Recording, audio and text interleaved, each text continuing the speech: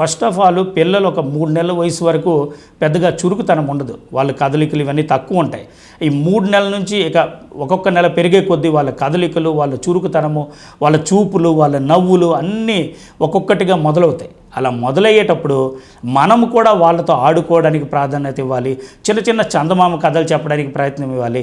వాళ్ళకి ఎంతైతే మనం ఎత్తుకుంటామో కాస్త ప్రతిసారి ఎత్తుకొని వాళ్ళకి ఏడుస్తూ ఉంటే ఊకోబెట్టడానికి ప్రయత్నం చేయకుండా వాళ్ళని ఏదో రకంగా డైవర్ట్ చేసి ఒక చిన్న కథ చెప్పడం కానీ, ఒక బొమ్మ ఇచ్చేసి వదిలేయకుండా ఆ బొమ్మతో మనం ప్యారల్గా పిల్లలతో ఆడడం కానీ ఇవన్నీ చేస్తే పిల్లలకి ఆట మీద ఫస్ట్ శ్రద్ధ వస్తుంది.